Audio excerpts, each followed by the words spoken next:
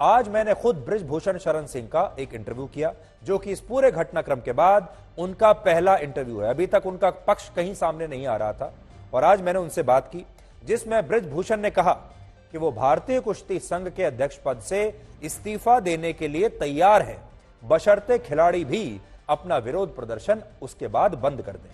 यह एक बहुत बड़ा ऐलान इस इंटरव्यू में बृजभूषण शरण सिंह ने किया है और यह इस घटनाक्रम के बाद उनका पहला इंटरव्यू है, जिसे अब आप सब लोग बहुत ध्यान से सुन सकते हैं, देख सकते हैं। आज शाम को ही मैंने उनसे यह बात की है।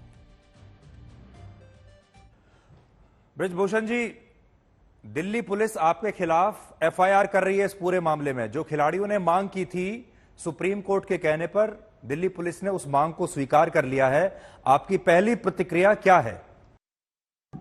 मैं माननीय उच्च न्यायालय के निर्णय से पूर्णतः संतुष्ट हूं और खिलाड़ियों की बहुत दिनों से मांग चल रही थी, जिसको लेकर के ये धरना भी दे रहे थे और इसी पर संज्ञान लेते हुए सुप्रीम कोर्ट में ये लोग गए थे और सुप्रीम कोर्ट से एक फैसला आया है कि इनकी एफआईआर दर्ज की जाए और जांच की जाए। इससे मैं पूर्णतः संतुष्ट हूं और जहां जरूरत पड़ेगी जांच में सहयोग करने के लिए मैं तैयार हूं।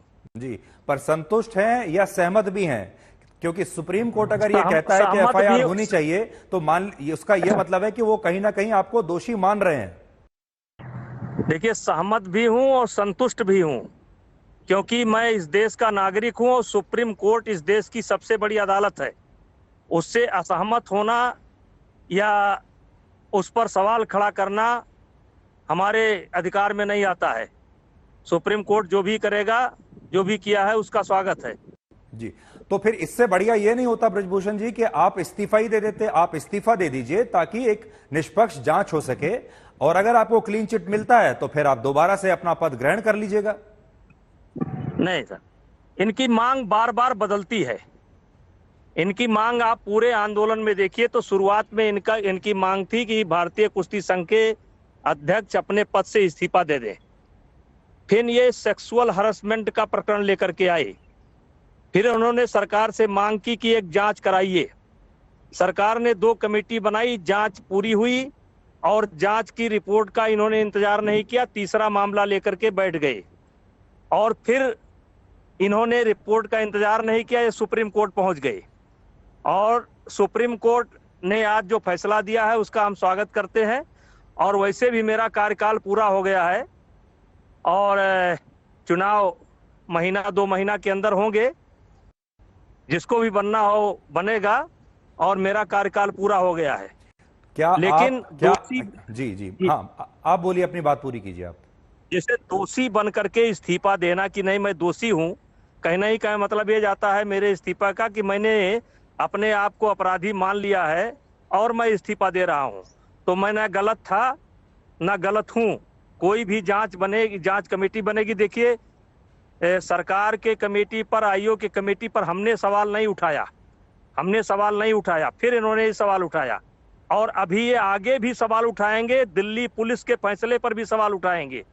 हो सकता है आगे और ये करें। जी, तो अब से थोड़ी देर पहले खिलाड़ियों की एक प्रेस कॉन्फ्रेंस हुई थी। अब वो ये कह रहे हैं कि एफआईआर से काम नहीं चलेगा, आप अरेस्ट कीजिए। जब तक अरेस्ट नहीं होंगे तब तक हम धरने पर बैठे रहेंगे। आपके माध्यम से देश के लोगों से मैं कहना चाहता हूं कि आरोप भी यही लगावें, जज भी यही करें, बने, फैसला भी यही करें। ना इस देश में न्यायपालिका है, ना सुप्रीम कोर्ट है, ना सरकार है। सारी जो ये कहें वो सरकार करे, जो ये कहें सुप्रीम कोर्ट करे, जो ये कहें दिल्ली पुलिस करे।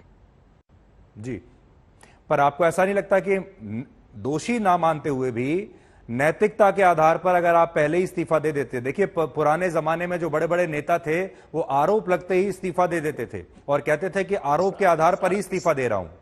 सर ये कोई इतना बड़ा संवैधानिक पद नहीं है कि इससे हम लोग बहुत लाभ कमाते हैं।